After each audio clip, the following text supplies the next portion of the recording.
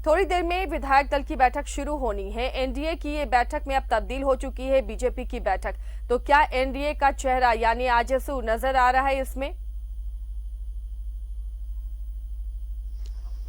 देखिए, सरला बिरला स्कूल परिसर में ये कार्यक्रम स्थल है। यहाँ बैठक होनी है और ये कुर्सियाँ लगी हुई है। अब धीरे धीरे लोग आएंगे। बहुत सारे विधायक यहाँ आ चुके हैं परिसर में। चूँकि देखिए, यहाँ पे इन्हें रहना है। बीजेपी के जितने विधायक हैं उनका आवासीय ठिकाना यही बनाया गया है।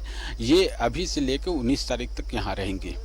और वैसे समय तो हो गया बैठक शुरू होने के। धीरे धीरे लोग आएंगे। पार्टी के कुछ नेता हैं यहाँ पे जो व्यवस्था देखने के लिए आए हुए हैं। लेकिन थोड़ी देर में बैठक शुरू होगी, तभी पता चल पाएगा कि आजसू के कौन से नेता यहाँ पर आए हैं और आएंगे बैठक में। वैसे बैनर में साफ तौर पे लिखा हुआ है एनडीए विधायक दल की बैठक।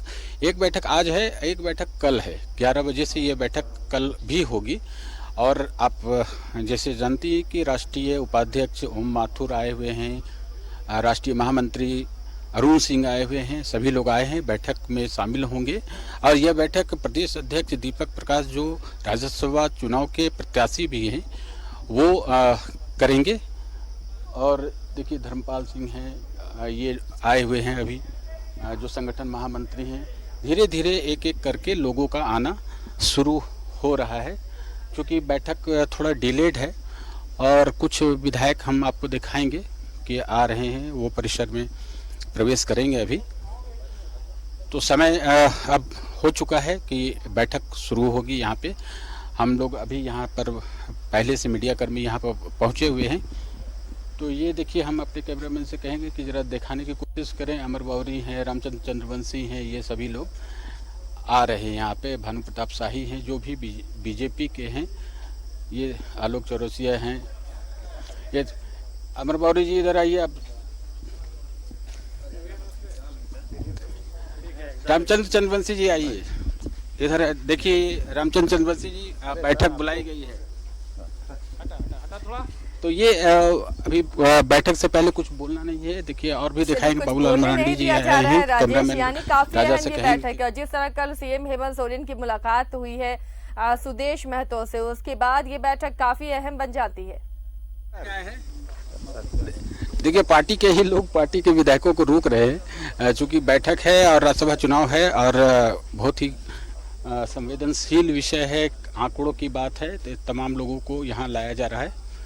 और ये एक एक करके इस हॉल में प्रवेश कर रहे हैं जहाँ पर यह बैठक होगी। थोड़ी देर में सभी लोग अंदर जाएंगे। अभी तक आजसू के कोई विधायक दिखाई नहीं दिए हैं। पार्टी के कुछ पदाधिकारी भी हैं विधायक के अलावे। सांसद सुनील सिंह भी आए हैं, दीपक प्रकाश हैं। ये तमाम लोग धीरे धीरे पहुंच रहे हैं।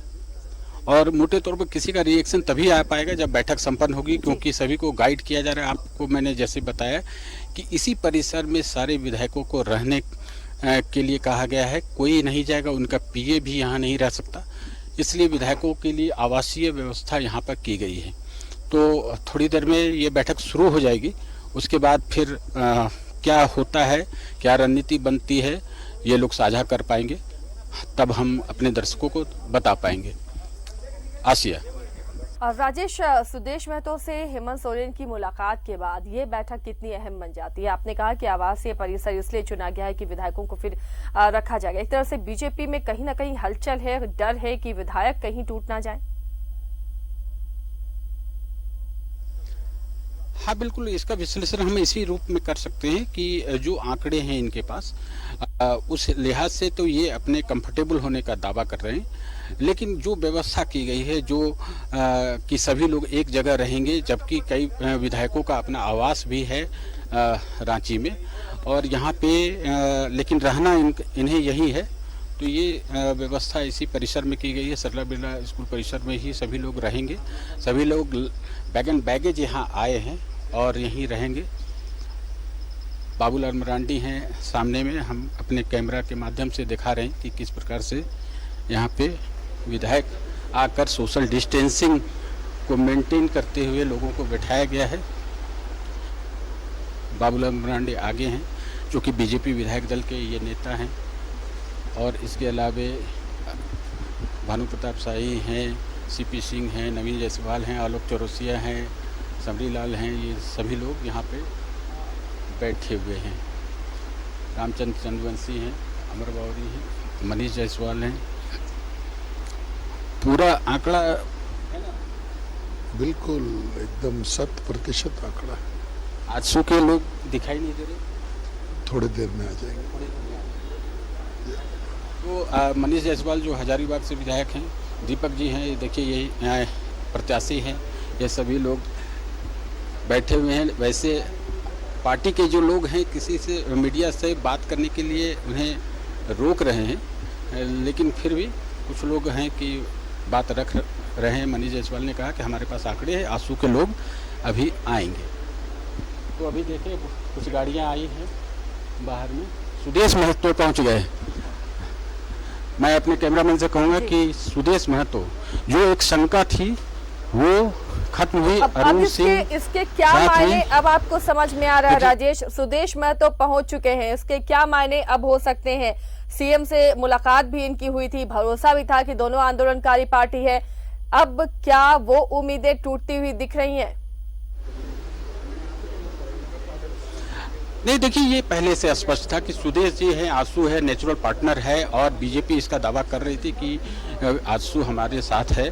और देखिए ये अलायंस की बैठक है, एनडीए की बैठक है। सुदेश महतो जी आए हैं, ये विधायक भी हैं और पार्टी के सुप्रीमो भी हैं। तो ये शंका यहीं पर समाप्त होती है। पहले राजनीतिक कवायद होती है समर्थन हासिल करने के लिए कि अलग अलग दलों से लोग मिलते हैं। कल मुख्यमंत्री हेमंत सोरेन ने सुदेश महतो के आवास जाकर उनसे इस चुनाव के विषय में चर्चा की थी। तो आप देखें कि उन्हें फ्रंट लाइन में जहां पे अलायंस के प्रमुख बैठते हैं उन्हें जगह दी गई है। सुदेश महतो हैं, राष्ट्रीय महामंत्री अरुण सिंह है, लंबोदर महतो भी आ गए हैं। यानी आजसू के फुल यानी 2 विधायक है, दोनों ये आ गए। ये लंबोदर महतो जी इधर हैं, सुदेश महतो को दर्शक देख के। ये लंबोदर जी हैं, आजसू के विधायक हैं, गोमिया विधानसभा क्षेत्र से, ये भी आज।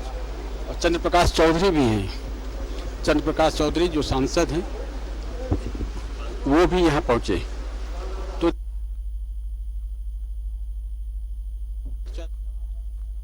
कि शायद आजसू से समर्थन मांगने जो मुख्यमंत्री गए थे या कांग्रेस की ओर से जो अपील की जा रही थी कि वो राज्यसभा चुनाव में महागठबंधन के प्रत्याशी को समर्थन दे, उसका यहीं पर समापन होता है। फुल स्टॉप इस चर्चा पर लग जा रहा है। देखिए ओम माथुर हैं जो भारतीय जनता पार्टी के राष्ट्रीय उपाध्यक्ष हैं, वो भी यहाँ पहुँच गए हैं।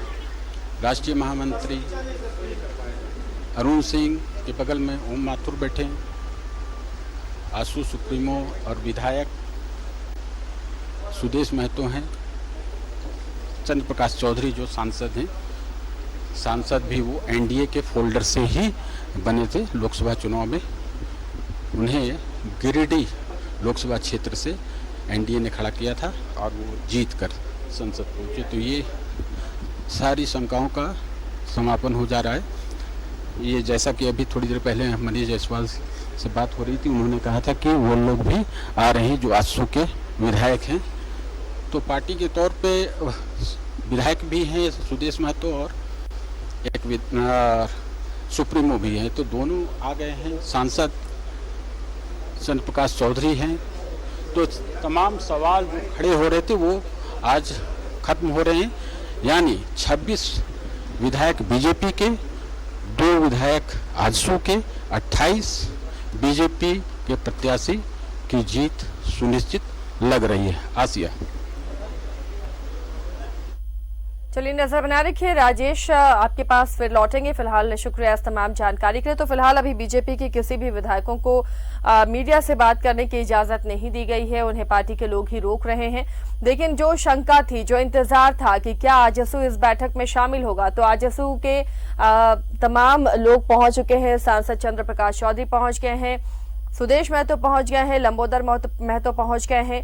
2 विधायक हैं आजसू के, सुदेश महतो और लंबोदर महतो दोनों पहुंच चुके हैं इस बैठक में और रहने की भी व्यवस्था की गई है। सरला बिरला स्कूल प्रांगण में ये व्यवस्था की गई है। विधायक यहीं रहेंगे अभी राज्यसभा चुनाव तक और इस बैठक में सुदेश महतो भी शामिल हुए हैं। हालांकि मुख्यमंत्री से जो मुलाकात हुई थी उसके बाद लग रहा था कि शायद आजसू अपना स्टैंड बदल दे। हालांकि नेचुरल अलायंस रहा है शुरू से बीजेपी के साथ आजसू का, लेकिन इस मुलाकात जब सीएम के साथ मुलाकात हुई तो ये माना जा रहा था कि शायद वो अपना स्टैंड राज्यसभा चुनाव में बदल सकता है। ऐसे भी झारखंड में जो राज्यसभा चुनाव का इतिहास रहा है या जो नतीजे रहे वो हमेशा चौंकाने वाले ही रहे हैं। लेकिन अब इस बैठक में जब सुदेश महतो पहुंच चुके हैं, आजसू की टीम पहुंच चुकी है, तो कई तरह के और सवाल उठ रहे हैं। क्या उस मुलाकात का कोई फायदा नहीं हुआ? अब कांग्रेस के पास आंकड़े कहां से आएंगे? हमारे सहयोगी राजेश हमारे साथ जुड़े हुए हैं। राजेश, अब जब आजसू भी पहुंच गया है इस एनडीए की बैठक में,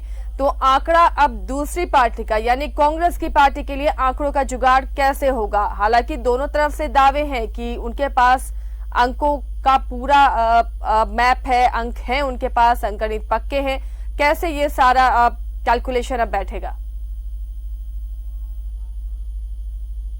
कैलकुलेशन उनके पास अपने 18 हैं। चूंकि प्रदीप यादव और बंधु तिर्की को वैसे भारत निर्वाचन आयोग ने निर्दलीय बना दिया गया है, लेकिन आप नेचुरली देखेंगे कि वो कांग्रेस के ही फोल्डर में है।